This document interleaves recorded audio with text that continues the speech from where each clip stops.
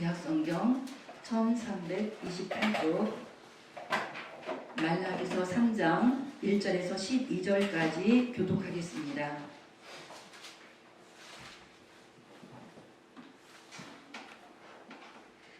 만군의 여호와가 이르노라. 보라, 내가 내 사자를 보내리니 그가 내 앞에서 길을 준비할 것이요 또 너희가 구하는 바 주가 갑자기 그의 성전에 임하시리니 곧 너희가 사모하는 바 언약의 사자가 임하실 것이라. 그가 임하시면 그가 능히 강하며 그가 나타날 때 그가 능히 서리요 그는 나타나는 자의 귀와 뼈에 타는 자의 눈과 같을 것이라. 그가 은을 연단하여 깨끗하게 하는 자같이 앉아서 레위 자손을 깨끗하게 하되 금은같이 그들을 연단하나니 하리니 그들이 공의로운 제물을 나 여호와께 바칠 것이라. 그때 여호와의 사자의 공물이 옛날과 그와 같이 나 여호와의 공물이 되려니와. 내가 심판하러 너희에게 임할 것이라. 점치는 자에게와 가늠하는 자에게와 거짓 맹세하는 자에게와 품꾼의 삭세에 대하여 억울하게 하며 과부와 고아를 압제하며 나그네를 억울하게 하며 나를 경외하지 아니하는 자들에게 속히 증언하리라. 만군의 여호와가 말하였느니라. 나 여호와는 행하지 아니하니 그러므로 야곱의 자손들아 너희가 상속되지 아니하니라. 만군의 여호와가 이르노라. 너희 조상의 날로부터 너희가 나의 규례를 떠나 지키지 아니하였도다. 그런즉 내게로 돌아오라. 그리하면 나도 너희에게로 돌아가리라 하였더니 너희가 이르기를 우리가 어떻게 하여야 돌아가리이까 하는도다. 사람이 여호와의 것을 듣지 않느냐? 그러나 너희는 나의 것을 듣지 않고 바라기를 우리가 어떻게 주의 것을 듣지 아니하는가 하는도다. 이는 곧 11조와 공문이라. 너희 곧 온 나라가 나의 것을 도둑질하였으므로 너희가 저주를 받았느니라. 만군의 여호와가 너희는 하나님 것을 창고에 들어 나의 양식이 있게 하고 그것으로 나를 시험하여 내가 하나님을 열고 너희의 목을 쌓을 것이 없도록 웃지 아니하는가. 만군의 여호와가 이르노라. 내가 너희를 위하여 메뚜기를 금하여 너희 토지 소산을 먹어 없애지 못하게 하며 너의 밭에 포도나무 열매가 기한 전에 떨어지지 않게 하리니 너희 땅이 아름다워지므로 모든 이방인들이 너희를 돕게 하리라. 만군의 여호와의 말이라. 아멘. 하나님의 말씀 12절까지 읽었습니다. 말라기서 3장 1절에서 12절까지 제목을 내게로 돌아오라. 하나님께서 하나님께로 돌아오라고 하는 이 말씀으로 우리가 봤습니다. 이 말라기서 소선지서 마지막 구약의 마지막 장을 우리가 읽고 있습니다. 이 구약의 마지막에 있는 소선지서를 주일날 오후 1시 반 우리 예배에서 이것을 계속 공부하다가 지금 오늘과 다음 주 하면 끝나거든요. 그런데 그래서 주일날 오후에 이거 하던 공부인데 이멸수 목사님이 11시 예배에 설교하던 이멸수 목사님이 그 사역이 이제 이 감리교단이나 아니면 대전에 있는 모건대나 또 서울의 순신대나 이런 미국에서 교수님이 오셔갖고 그걸 도와주고 또 학교나 교단에 그 사역을 하는 일이 더 크게 생겨서 지금 오늘 주일날도 천안에 있는 한일중앙감리교회에서 매튜 박사님을 모시고 그 한일중앙감리교회 목사님이 완전히 주사파 출신으로 이 데모에 앞장서 갖고 신학교를 엄청 오래 다닌 분이에요. 그래서 막 매일 자기 하는 사명은 이 데모를 해갖고 이 나라를 똑바로 세워야 되겠다. 이 사명으로 다니느라고 신학교를 오래 다니고 하여튼 이제 그렇게 해서 졸업할 때도 됐는데 교회마다 안 불러요. 저렇게 데모만 하는 사람을 뭐에다 써먹을 줄 알았어. 아무도 안 불러줘서 이제 어느 날 새벽도 그날도 그렇게 데모를 하다 가는지 새벽길에 터덜거리면서 대전에 이제 모건대를 다닌 거예요. 가고 있는데 하나님께서 음성을 들려주신 거예요.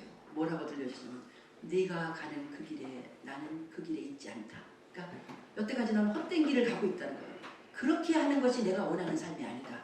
이런 음성을 듣고 너무 깜짝 놀라서 사도 바울처럼 이 목사님이 변했습니다. 그래서 기도원에 가서 막 기도를 하면서 그럼 하나님 어떤 길이 하나님이 원하시는 길입니까? 기도를 하면서 정말 은혜를 제대로 받아서 훌륭한 목사님이 되는데 특히 은혜를 많이 받은 게 오한류에서 이렇게 이 오순절 박사님들이 오한류에서 목회 박사를 하셨거든요. 할 때 제일 많이 배워서 그때 공부한 또 이 감리교회 다른 목사님 이런 목사님들과 더불어서 정말로 크게 그 사역에 더 불이 붙어서 정말 그 귀한 목회를 감당하고 얼마나 지금 그 목사님이 든든하게 이 목사님한테 일을 하자고 그렇게 하냐면 지금 은퇴해갖고 있는 사람한테 한국교회를 향해갖고 전체 이 오랄로버튼 목사님이 병 고치시고 하는 그 능력의 역사를 비디오가 이제 찍어놓은 게 많이 있거든요. 그걸 번역도 하고 그랬는데 그걸 한국교회 전체에 다 선물로 보내겠다는 거예요. 그 돈을 하늘중앙교회에서 중앙감리교회에서 대겠다고. 그래서 어떻게 된 것이 감리교회에 굉장히 성령 충만한 목사님, 순복음도 물론 많지만 그래서 대전에 있는 감독님이신 안승철 감독님도 그렇게 열심히 하고 이 많은 교회에서 그렇게 밀어주면서 임 목사님 보고 이렇게 평생을 교육과 이런 그 일로 이제 했는데 이제 은퇴 후에도 그 일이 가장 귀하게 한국교회를 섬기는 일이라고 그러면서 제자들이 막 밀면서 그 일을 하라고 하고 막 미국에서 교수님 부부를 초청하는데도 비행기 값도 다 되고 다 그렇게 섬기면서 제자들 교회에서 큰 교회 목사님들이 그렇게 해서 지금 임 목사님도 과연 하나님이 나 은퇴 후에 꼭 알만한 일을 시키신다고 생각하고 정말 기쁨으로 그 일을 감당하고 감리교 이 하늘중앙교회에서 월요일인가는 모본대에서 강의를 하고 화요일부터는 감리교 목사님 150교회라니까 사모님들까지 해서 300명이 모여서 같이 매튜 목사님 강의를 들으면서 그들이 새롭게 헌신하게 되는 그런 큰 일을 하고 있습니다. 그래서 임 목사님이 안 계시기 때문에 그래서 저는 2번 남은 것을 아예 주일날 이 오전 예배 때 강해 설교로 우리가 말씀의 은혜 하나님 말씀은 항상 영감 있고 놀라운 말씀이라 이 말씀을 나누는 것이 합당하다 생각해서 지금 오후 예배 때 말씀을 지금 오전으로 가지고 왔습니다. 우리가 말라기서를 읽을 때 특히 3장을 읽을 때는요 이렇게 언뜻 보면 뭘 이렇게 하나님께서 심판하시는 말씀 사람들을 잘 사랑하지 않으면 내가 심판하겠다는 말씀 또 7절부터 12절까지 큰 분량은 온전한 11조를 드리지 않는 건 하나님의 것을 도적질하는 것이다. 복이 없다. 이런 말씀이 있어서 이 말씀의 방향이 무엇인가 하지만 이 말라기서 전체를 읽어볼 때 우리가 느낀 거 뭐냐면 항상 하나님이 우리에게 강요하시는 말씀이 뭐냐면 나를 너희가 경외해야 된다. 하나님을 하나님으로 알고 섬겨야지 정말 예수를 믿는 건지 마는 건지 정말 오늘도 이 귀한 날에 여러 가지 사정은 있겠죠. 그렇지만 정말 하나님을 섬기는 자세가 엉망진창인 사람이 얼마나 많이 있습니까? 믿음 생활을 오래 했음에도 불구하고 근데 성경을 읽으면은 우리 하나님은 우리를 믿음을 키울 때 목표가 하나님을 경외하는 걸 제일 중요시 여겨요. 그리고 오늘 본문에서 우리가 하나님을 경외하는 그 기본이 안 돼 있으면 가장 중요한 계명인 사람을 진심으로 사랑하는 일도 못한다는 거예요. 하나님을 경외하는 것이 우리 신앙생활의 기초면서 목표인 것을 알 수가 있습니다. 왜냐하면 그 아브라함이 믿음 생활을 75세에 시작했거든요. 근데 아브라함이 25년 믿음 생활을 하고 100살 됐을 때 그 사랑하는 아내에게서 첫 번째 아기를 낳아서 그 기가 막힌 기적적인 아들이 100살에 얻은 이삭이잖아요. 근데 그 아들이 15살이나 됐을 즈음에 왜냐면 번제했을 나무를 지고 산꼭대기로 올라갔어요. 그러니까 15살쯤 거의 신앙생활 40년을 했을 때 우리 하나님이 아브라함을 시험하고 이 목표에 도달하는가 그를 흔들어 본 게 뭐냐면 하나님 경외였어요.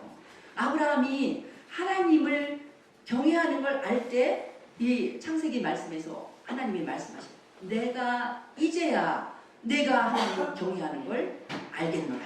그러면서 아브라함에게 한량없는 복을 주시고 더 이상 시험을 하지 않으십니다. 그러니까 하나님의 목표는 우리 하나하나를 볼 적에 저 사람이 나를 정말로 두렵고 떨림으로 나를 섬기는가.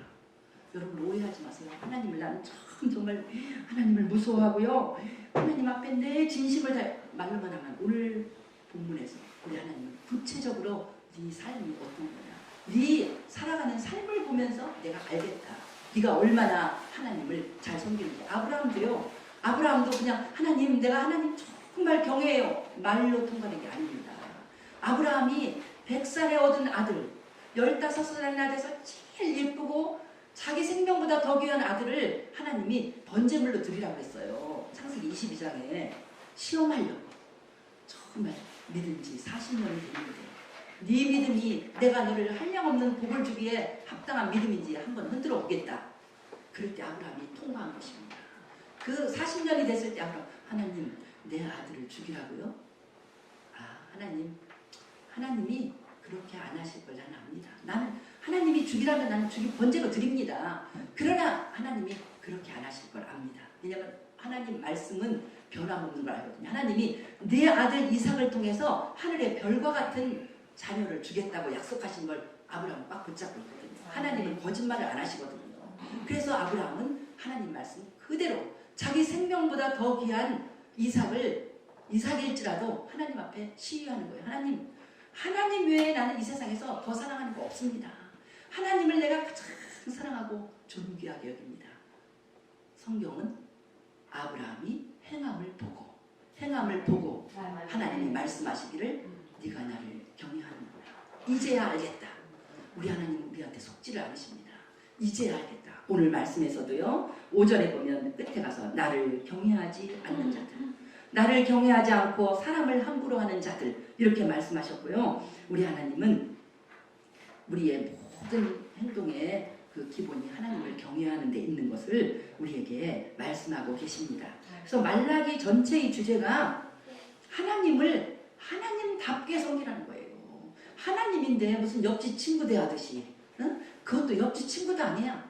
하나님한테 다 그냥 내가 쓰고 싶은 시간 다 쓰고 내가 쓰고 싶은 물질 다 쓰고 내 승질 다 하고 그래서 뭐 그냥 찌끄레기 조금 남는 거 그냥 하나님을 이게 하나님을 대우하고 경외하는 삶이냐는 거예요.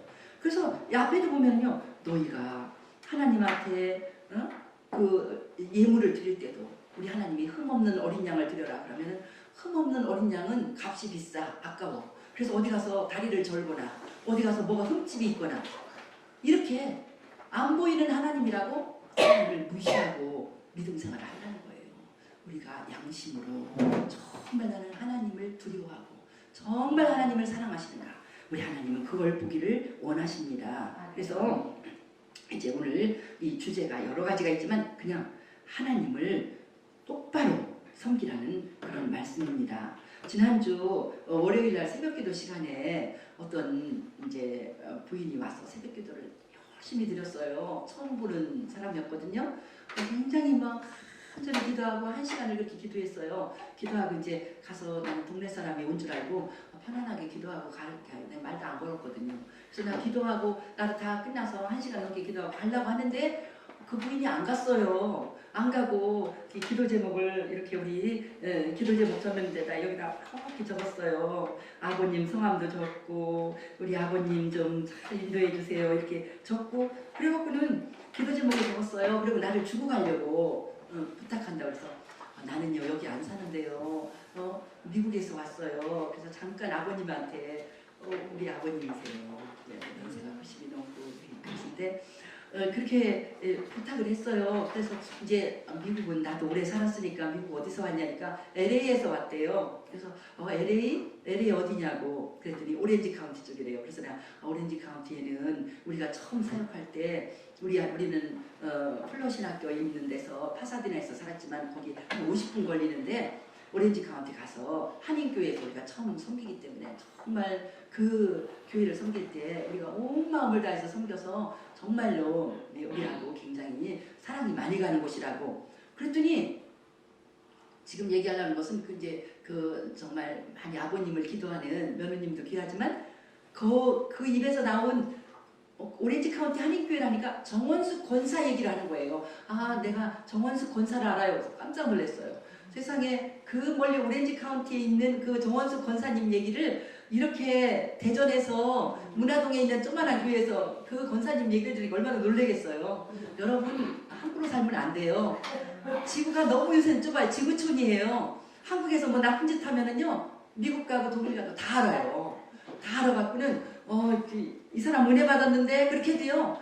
그 사람 요새 사고 쳐갖고는 막 방송에 나와서 방송 한번 나가면 온 세계가 다 알아. 우리나라 KBS 다 보고 그러거든요. 그래서 한국에서 막 나쁜 짓 하고 미국 가서 시침 떼고 있어도 사람들이 다 압니다. 그러니까 항상 세계가 좁거든요.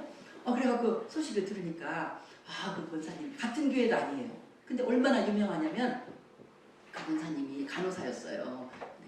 간호사인데 간호사인데 그 분이 막 지금도요 은퇴를 했는데도 선교하고 막 하면서 얼마나 열심히 하나님을 전하느라고 하고 은퇴했는데도 쉼이 없다는 거예요. 막 선교하느라고 외국에 가고 막 그냥 그 교회 일 열심히 하고 전도하고. 왜 이 정원숙 권사님 얘기를 하냐면 하나님을 제대로 만나고 제대로 섬기는 이런 사람이라 너무 기뻐서 그러는 겁니다. 이 정원숙 권사가 우리가 오렌지 카운티 한인교회 갔을 때 주일학교 교사였어요. 교사였는데 믿음도 별로 없고 그냥 교사를 시키니까 하는 사람이었는데 임 목사님이 또 열정이 있잖아요. 그래서 이제 처음 전도사 부임해갖고 주일학교 또 막 가르치고 청년들도 가르치고 이렇게 하는데 임 목사님이 안 시키는 일도 열정이 꽂혀서 일을 만드는 사람이잖아요. 그래서 안 되겠다고. 이 주일학교 선생님들은 공부를 더 가르쳐야 된다고. 우리가 주일학교 하는 동안에 예배를 잘 못 드리고 성경을 못 배워서 안 되겠다고. 그러면서 가르칠 시간이 없잖아요. 그러니까 주중에 하루 주일날 밤인지 모르겠어요. 밤 시간을 택해갖고 가르치는 거예요. 그러니까 사람들 직장 갔다 와서 이분은 간호사니까 직장 갔다 와서 배웠죠. 요한복음을 가르쳤나 봐요. 그때 뭐 여러 가지 가르쳤으니까 그 중에 하나 요한복음을 가르쳤는데 어떻게 됐든지 이분이 그때 공부할 때 예수님을 만나고 엄청 변화를 받은 거예요. 그 말씀을 그대로 자기가 영접해서 자기 삶이 변화된 거예요. 그래갖고는 이분이 임 목사님은 이제 그걸 가르치느라고 맨날 하는 게 지금도 기억나요. 밤에 거의 졸면서 집을 오는 거예요. 50분 거리니까 한밤중에 얼마나 졸려요? 이게 졸면서 이렇게 졸지 말라고 자동차가 가면은 드르륵 소리가 나는 그런 길을 막 그냥 밟으면 드르륵 하니까 깜짝 놀래고 중앙선 이게 침범하면 진짜 마주치잖아요. 그렇게 해서 오면서 가르쳤는데 그때 이 정원수 권사가 변화를 받아서 정말 훌륭한 믿음의 사람이 된 거예요. 그 사람이 얼마나 훌륭하게 됐나 우리는 가까이 안 있으니까 그리고 이제 얼마 안 있어서 떠나니까 몰랐죠. 근데 한참 여러 해가 있다가 우리가 그 교회를 방문할 때가 있었어요. 방문을 했더니 교회가 엄청 커지고 든든한 교회가 됐는데 그 교회 원래 서울대 출신 막 이화여대 출신이 많아서 부자 교회였어요. 그래서 교회도 잘 짓고 그랬는데 이렇게 광고가 뜨는데 요한복음 공부 정원수 권사가 요한복음을 가르친다고 써있더라고요. 그래서 권사님이 요한복음 가르치세요 그랬더니 그때 고백을 하더라고요.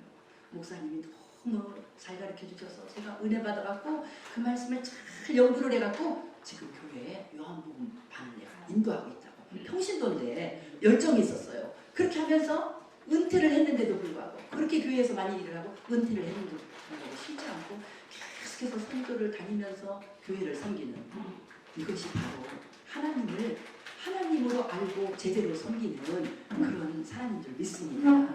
그래서 정말로 감사하고 우리 며느님도 정말 우리 아버님의 며느님도 정말 믿음이 좋아서 그렇게 가족을 위해서 기도하면서 한 시간을 간절히 기도하면서 그렇게 하나님께 맡기고 그렇게 부탁하고 저는 가보지를 못했거든요. 주중에. 그런데 아버님이 저렇게 오신 거예요. 너무 감사하죠. 그래서 우리는 하나님을 믿을 때 우리가 듣는 이 하나님의 말씀을 그냥 별거 아닌 것으로 내 생각으로 판단하면서 이렇게 지나가면 아무 일도 안 일어나요.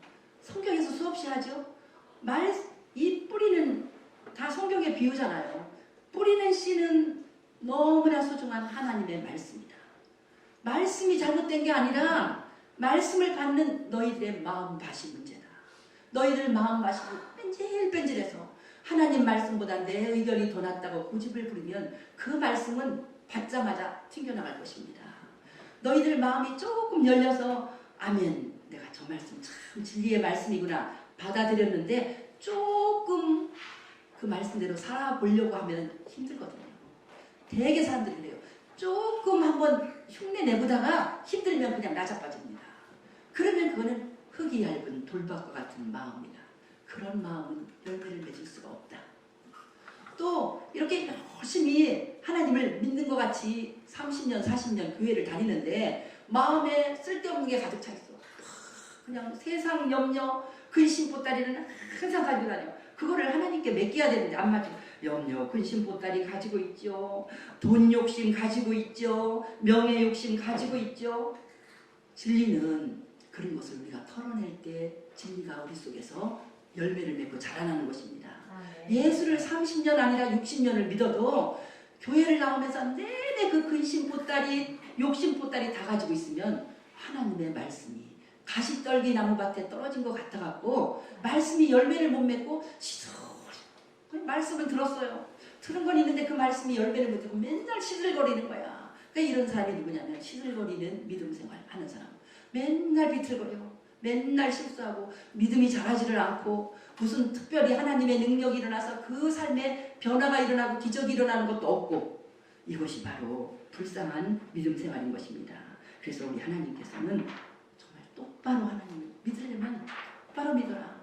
그 하나님이 누군지 좀 성경을 통해서 잘 알고 똑바로 믿으라고 가르쳐 주시면서 오늘 말씀을 통해서 하나님을 제대로 믿을 때 너희들은 복을 받고 제대로 믿지 않으면 그것이 그냥 가만히 있는 게 아니라 얼마나 하나님이 우리를 연단을 시키시고 우리 하나님은 우리를 반드시 심판하시며 연단하시는 하나님인 것을 오늘 본문에 말씀하고 있습니다. 이 오늘 본문은요 2장 17절부터 시작되는데 17절 끝에서 사람들이 잘못 말하는 건 뭐냐면 정의의 하나님이 어디 계시냐 하면서 하나님께 따지는 거예요. 믿음도 없고 살지도 않으면서 그렇게 따질 건 많아. 그래서 하나님 앞에 하나님을 말로 하나님을 정말 화나게 하는 거예요. 하나님 보이지도 않는 하나님이 안 계시지요. 하나님이 계시면 이렇게 못된 짓 하는 사람이 저렇게 떵떵거리고 삽니까?